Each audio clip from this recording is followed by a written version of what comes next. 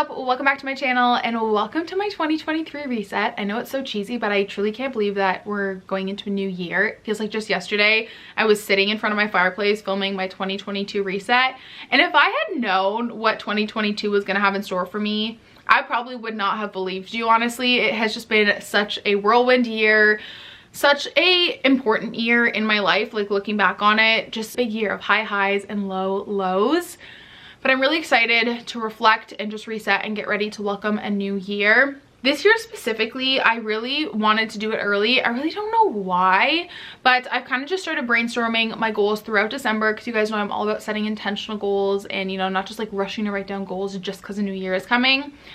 And a lot of you guys felt the same, because I asked you on Instagram when you guys wanted to see this, and you guys were like, we want to see it now. We are ready to say goodbye to 2022.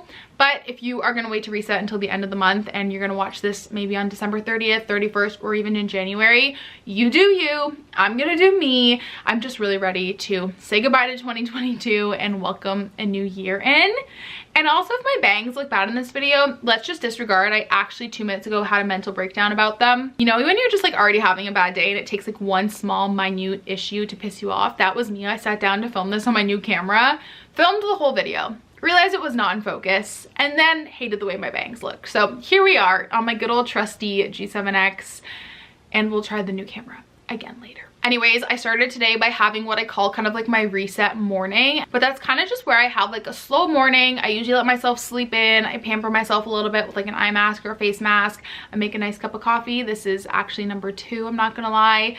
And I just sit in bed with some music on or a podcast or something, and I just journal and think about my goals and kind of just reflect either on like the previous month, but in this case the previous year. And I don't know, I think it just really sets me up for success to kind of have like a reset morning at the end of every month. Anyways, honestly, let's jump into it, because I don't want this video to be crazy long. There is gonna be kind of a bit of a series and a part 2 to this, where I kind of like declutter the house and organize and do all that kind of stuff. But I really want today's video to just be all about goal setting, setting our vision board up, reflecting, journaling, budget, you name it. Let's jump into it.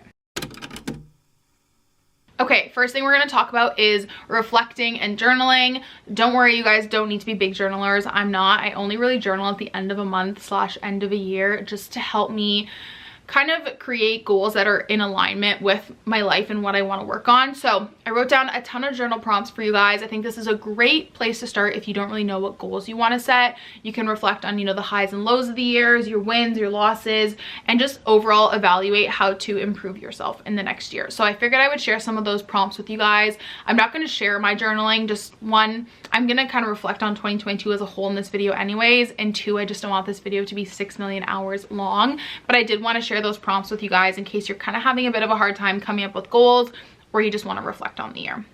So I broke it down into 2 categories. I have my ending 2022 prompts and then my starting 2023 prompts. So for my ending 2022 journal prompts, I wrote down what were your biggest wins of the year and biggest challenges, what was a highlight from each month, what did you start doing and stop doing this year, how did you take care of yourself this year, what kind of boundaries did you set, and what was your mindset like. And I feel like those are some really great questions to kind of get you really thinking about what you want to improve on or carry over into a new year. And then my starting 2023 prompts were, what will my daily routine look like this year, what do I want to do next year to feel fulfilled, what do I want to explore more of next year, how can I improve my mindset, what new things do I want to try, and who do I want to spend more time with. So hopefully those prompts kind of help you create some goals or even just habits you want to carry over into 2023. Something I'm really loving this year is writing down a list of habits I want to do and not necessarily just like all goals, if that makes sense. Okay, so now that we've done some journal prompts to get us thinking, let's go over our 2022 goals. And I've already checked most of these off if I did them or if I didn't, because Matt and I actually had a bit of like a goal setting little like date night, if you will, where we sat down, and I highly recommend doing this with your partner. We just kind of sat down and talked about our individual goals for next year, our couple goals, and then like same thing with our financial goals, which by the way, I have a whole 2023 financial goals video and how I'm going to achieve it up on my channel already. So if you're interested in kind of like the more financial stuff, highly recommend you check that out. All right, let's jump into it. Save at least $10,000. I did that. Finished grad school with a 3.0 GPA. I should have clarified. I meant finish my first semester, but I did do that. Hit 50K on YouTube. We did that. Read 150 books. I did that. Do I feel very burnt out of reading right now? Absolutely. But I accomplished it. Have a consistent morning routine. I feel like I did do this.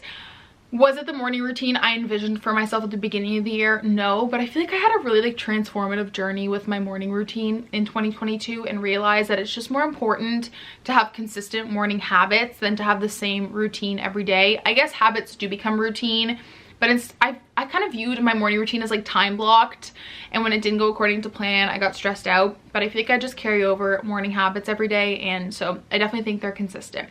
Make a few new girlfriends. I did that. I did not do something new at least once a month, and I didn't close my loops every day because I got COVID. We did a major home renovation. We did the kitchen and like just the main floor. I did not launch merch. I did not run 5 half marathons. I crossed that off in the summer and then wrote that I'm running 2, but I ended up only running 1 because I got COVID, which running 1 was still an accomplishment in its own. Go back to Disney World, yes. Travel to a new city or state, yes. We went to Vermont. I did drop down a part-time at work. I did not hit 100 spin classes because I don't even go to spin anymore because it's near our old house, so I don't even know why I wrote that as a goal, but I did not do that. Be the happiest and healthiest version of me. I definitely think I crossed this off, and I do think I'm like the healthiest in the sense of like I have a really good relationship with food and movement. Do I want to work out a bit more in the new year? Yes, but I have to remember that for the better half of 2022, being the healthiest version of me included resting and listening to my body, and I did do that. I have to stop viewing like healthy version of myself as like someone who's like in the gym every day, because my body needed rest a lot of 2022, and I did give it that. Spend more time with family, yes. Retire Salem, I did not. He's honestly thriving. I'm not in a rush to retire him. He's living his best life. Salem is my horse, if you guys don't know. Hit 10K on Instagram, yes. Make 6 figures, yes. Complete our home gym. We're not home gym people. We realized that very quickly into 2022. We both go to the gym. We're not home gym people. Take more pictures with people in my life. I did do that. So those are my 2022 goals. And honestly, I'm really happy with how 2022 went. Obviously, it was a year of high highs and low lows. Like, there was a lot of great things that happened. I hit 50K. We got to go to Disney not once but twice. We got to go to Vermont. We renovated the house. But there was also just like a lot of lows. I think I do a really good job of showcasing that on social media, but I don't want you guys to see this reset and think that my year was just like full of sunshine and rainbows, because you guys know it wasn't. I started the year off with some personal like family problems, and that took a big toll on me mentally. I had to learn like how to set boundaries for myself in a way that was hard. Like, it's hard to set boundaries with family, and yeah, it's just difficult. I also obviously got COVID, which took a toll on me long term. I fainted, which took a toll on me mentally for a little bit of time.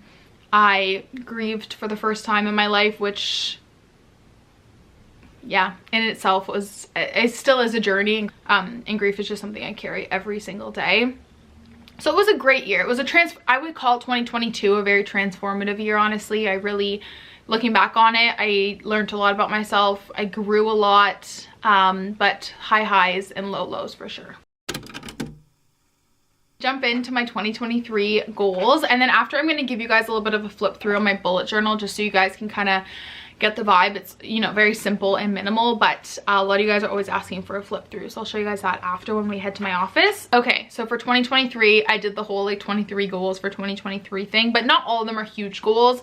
I feel like last year I set like a lot of like massive goals for myself. It was like a little too much, but this year, I mean, some of these are just like habits as well. I kind of mixed in the habits and the goals, so let's do it. First one, hit 100K on YouTube, which like I can't even fathom that many people. Like, I started my channel as like a small town girl. I lived in the country. I commuted to college. Like, what is my life? I don't even, I still can't even wrap my head around 50K. Honestly, 70, which like is such a random number, but 70 was really monumental to me because I think that's when it hit me like, holy shit, I'm getting close to 100K. So I honestly, like, I just don't even know what that's gonna feel like. Like, getting that plaque, it's something I never dreamed would happen. So I don't know. It's crazy. Clearly I'm at a loss for words.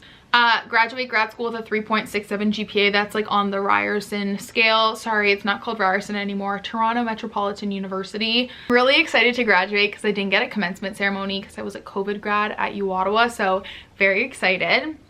Max out my TFSA. Like I said, I filmed a whole financial goals video. The contribution limit this year is 6,500 Canadian. Learn how to play tennis. I really wanted to learn this last summer, but I didn't follow through. So this is the year. I'm going to learn a winter sport and a summer sport. We have a tennis court right near us. I think it would just be really fun. And I really want some new hobbies besides like running, because it's obviously not the best on my knees and stuff, but I really want to learn to play tennis. Read one nonfiction book a month. Obviously, I read a ton, and there's nothing wrong with reading like smutty romance and thrillers, but I just really want to get out of my comfort zone, and I think I did that this year with fantasy, and now I just want to read more nonfiction books and learn. I really want to read some good books about like how to become a good manager, just so that I'm like prepared when I take that next step in my job, and just like read some books about HR and whatnot. So yeah, I really want to like just better myself as an employee. You guys know I really love my job. I don't ever see myself quitting my job for YouTube. Like I really want to make a change in the hospital system and the corporate healthcare system. And so I really want to better myself as an employee and as a young professional. Try one new workout class a month. This, I don't know about you guys, I'm sure a lot of you can relate, but I get a lot of anxiety trying new workout classes, and my gym offers so many different kinds. So I really want to push myself this year. I think 2023 is all about like pushing myself and getting out of my comfort zone. So that's one of my goals. Travel to Europe for the first time, maybe. Visit a new Disney park. Make 150K. I meant overall. I didn't mean like in just my business, not 9 to 5. I hate talking about this. I don't know why, because I'm so open about finances, but I feel so icky saying like how much I want to make. It's so funny because I'm so open with, you know, my income with social media and my corporate job, but when it comes to like setting these goals, I just like hate talking about it, because I feel like it comes across as bragging, even if my goal is not to. Like, that's a goal. It's something I want to work towards. I want to hustle hard, and I don't know, it makes me so awkward to talk about. Continue to be healthy and well. Read 100 books. Like I said, I'm scaling back from the 150 just because I never forced myself to read, but I feel very burnt out of reading right now. So I'd rather read less books and kind of enjoy the process. Have a collab, candle, coffee, etc. I considered merch, like maybe a tote bag or something, but I think it would really be, I think it'd be so cool to like collab with like a local coffee company or a candle company or something. So I really want to try and make that happen this year. Now that Disney knows who we are, I put hosted by Disney or like a DVC company, whichever one. Spend Sundays off social media. I'm pretty good at this right now, but I want to keep that up. I just think it's really nice to rest and recharge, especially since so much of my job is on social media. Move my body for 30 to 40 minutes a day. Once again, that's more of a habit, and I'm pretty good at that now, but I want to keep that up in 2023. Attend a movie premiere and take Matt to a space launch or like a rocket launch. I think that'd be so fun. Both of those are like dream bucket list items for us. Go to 2 concerts, take more pictures with loved ones, run a half marathon in a new city, get a raise or promotion at work, learn to ski. That's my winter activity. Tennis in the summer, ski in the winter. A lot of you guys with seasonal depression said that it helps to have like an activity to look forward to, and so I really love to just go for like hikes and walks in the winter. We also have snowshoes, but I thought skiing could be kind of fun. And then I wrote sign a 5-figure brand deal. So those are all my goals for 2023, and like I said, I'll do like a quick flip through of my bullet journal for you guys so you guys can kind of see what the other pages look like and kind of get some inspiration, but it's very basic. I'm not creative by any means. All of my goals are on the left side because I'm left-handed, so it's easier to write this way than this way. But I have my goals, which we just talked about, my financial goals, which like I said, there's a whole video on, milestones on here so I can kind of see my growth at different points in the year. And then this is just to track it, like how much I've grown at, you know, the end of every month. I have an AdSense tracker because I like to track that as well. I like to track everything, honestly. Road to 100K. So I just circle one in every time I hit a new milestone. As you can tell, I'm a very visual person. These are just some coffee shops I want to try this year. I thought that'd be kind of fun. These are just some home projects that I want to do this year. And then here's just like some habits that I want to keep up in 2023. Like I said, my journal is very, very simple and straightforward. Okay, now that we've done like all of our goal setting, I'm trying to think of what else I want to do. I really don't have much financial stuff to talk about in this video, and I'm going to do a whole January reset and January budget with me. So I don't think we're going to do anything budgeting in this video because I think she deserves her own video. But I want to make a vision board, and then, oh, I want to talk about my top like 10 books of the year. But first, let's talk about my words for the year. So In 2022, I don't think I set a word for the year, but I set a word for every month, and I liked that notion a bit better. With the seasons of life, we grow, we change, and so I decided this year to set 5 words for the year. That way, I don't know, I think it'll make more sense when I tell you guys the words, but not that I think it's bad to just pick one word for the year. If that's what you want to do, go for it, but I think it can be fun to have like a variety of words to kind of encompass every part of your life for the whole year. So my 5 words for the year are abundance, which that's definitely a word I can carry through the whole year. Adventure. I'd love to adventure overseas for the first time and just adventure with Matt and Stella, go for more hikes, try new things. Dream. I think it'll be a big year of dreaming and kind of chasing my dreams and kind of seeing where life takes us in 2023, especially with YouTube. Growth kind of goes hand in hand with dream, but we'll see where we grow, and not just professionally, but also in my relationship as a dog mom, as a friend, as a daughter, yada yada yada. And then my last word for the year is wholesome. I feel like that's so me, just a lot more wholesome moments. I'm now realizing that my self-tan on my neck is very patchy. I'm so sorry about that, but I just want to have and keep having, I really just want to keep having a lot of wholesome moments, whether it's just spending time alone with myself, with Stella, with my little family, with our big families, whatever it may be. But those are my 5 words for the year. Next thing I want to talk about is my top 10 books of the year. So you guys know, obviously a big reader. I read 150 books this year, and when I think of the books I read this year as a whole, these are like the 9, I think there's actually only 9, not 10, but the books that like came to mind first and that I still cannot stop thinking about. So I'm going to share those with you guys. Here we have it, my top 9 books of the year. These are actually 8. I have one that's loaned out to a friend as well, but let's jump into it. They're not in any order. They're not in the month I read them. They're just the order I pulled them off the bookshelf. First is, of course, Magnolia Parks. Who's surprised? I think all 3 books are in like my top 10, honestly. Jessa Hastings just has a really beautiful way with words, and I know that this book is really hit or miss for people. I loved it because it just reminded me of my high school relationship, honestly, just like the on again, off again, probably not the healthiest, but like you're like head over heels in love. And so, yeah, I just think the writing is incredible in this. You can tell by all the times I annotated it. And I think the 3rd book is probably up there as well. But so good. If you haven't heard of it, it's about Magnolia and BJ. They're like an on again, off again couple, kind of like Gossip Girl, but in London's high society. I don't know. I highly recommend it, but not everyone loved it.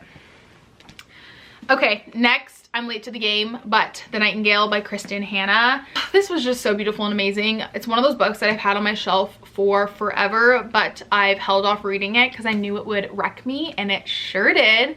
This book is about 2 sisters, and they're like separated, and it takes place during World War II in a small town in France that is Nazi occupied, and there's like a romance element to it, but it's really just the story of, you know, like the resilience of women in the war. And like I said, there's a little bit of love in it, but truly one of the best books I've ever read. Okay, this one does not get enough hype, but it is The Dead Romantics by Ashley Poston.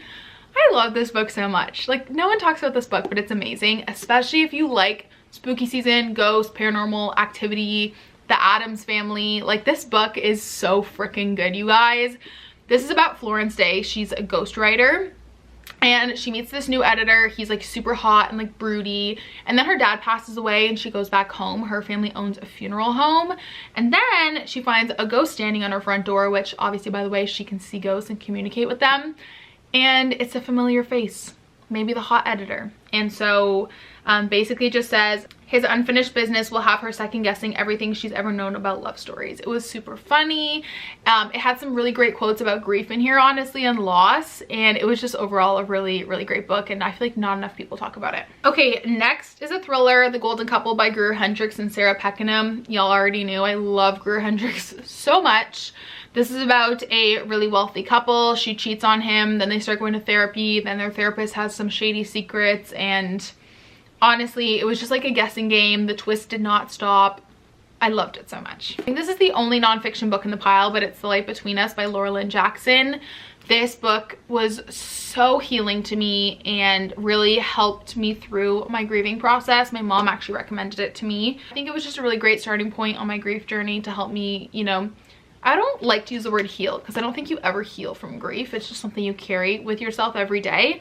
But it was such an amazing read. She also has a second book. It's called Signs, and that's just like how to ask for signs and look for signs when communicating with the afterlife. And Laura Lynn Jackson, I mean, if you couldn't already tell, she's a psychic medium. And this book is just all about exploring your connection to the other side and communicating with loved ones who have departed from this life. Amazing. I really recommend if you are on a grief journey. Next, another thriller, Little Secrets by Jennifer Hillier. Absolutely amazing. This is about a couple who their son gets abducted. Then the husband starts having an affair. She hires a PI to like investigate. Twists and turns, y'all already know. And then we have Love the One You're With by Emily Giffin, which I'm not shocked I love this because the next book I'm going to talk about is One True Loves by Taylor Jenkins Reid. It's about Ellen and Andy. They're married, it's their first year of marriage, and then Ellen bumps into her first love, Leo, on the street. One of those books about like who do you pick, your first love or your current love, and it was just really beautiful. Going along with that, I'll put a picture here because I don't have it, One True Loves by Taylor Jenkins Reid, about a couple on their first wedding anniversary. He goes missing, is presumed dead. Fast forward 5 years, she's in a relationship with someone else. He's, I wouldn't say come back to life because he was never dead, but he is found. Once again, all about figuring out who you're meant to love and be with. I think it's one of the only book talk books that deserves the hype is The Seven Husbands of Evelyn Hugo. It's the first book I read this year. Absolutely amazing, worth the hype. It's what made me fall in love with Taylor Jenkins Reid. Just so good. Once again, one of the books I put off reading for so long because I knew I would just like fall in love with it. I actually really want to reread it, honestly. So I might, because I just loved it that much. So yeah, this book, we started the year off strong with this one. But yeah, I just realized that's 9 books and not 10. So those are my top 9 books of the year. I'm sure there's more, and I have a whole playlist with my monthly wrap-ups if you guys are interested in seeing all the books I read this year. But yeah, those are the ones that I cannot stop thinking about. Now we are gonna head to my office so that we can get our vision board all set up for the year and end this video off. But like I said, there'll be kind of like a part 2 with like decluttering my closet, organizing, all that kind of stuff, and that's coming probably the next video after this or the one after that. Guys, we are in my office now, obviously, and we're gonna end this off with my vision board for 2023. I love to make a vision board and use it as the wallpaper on my computer and on my phone just to kind of keep me motivated and feeling inspired towards my goals. Step 1 is to have your goals open, because you obviously want your vision board and your like manifestations and the photos to be a reflection of the goals that you've set. So typically when I do this, I have my goals open and then I will just kind of go through Pinterest, and you can obviously type in different words. I feel like the more that you start searching photos to go with your goals, the more that your suggested photos will start to relate to your goals. And then I just created a 2023 vision board, like a Pinterest board.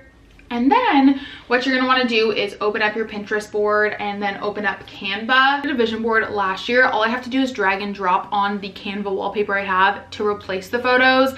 But if you're starting from scratch, you're just gonna wanna design on Canva and then like kind of tweak the photos how you like them.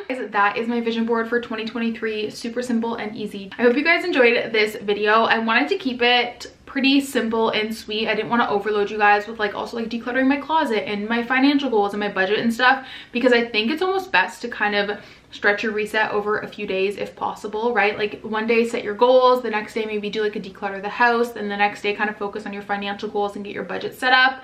That way you're not overwhelming yourself, because it's definitely a lot. But before we end this video off, I would love to know what your word or words of the year are going to be, your favorite book of the year if you're a reader, and then also what one of your goals is for 2023. That way we can all put it down below and manifest it and kind of hold each other accountable. If you haven't already, I would love if you hit the subscribe button. We are getting so close to 100K, and I post 3 times a week: lifestyle, finance, productivity, getting through your 20s, work week content, you name it, I make it. You can also give this video a big thumbs up as well. It lets YouTube know that you enjoyed it and it pushes it out to more people, and I'll talk to you guys next time. Bye!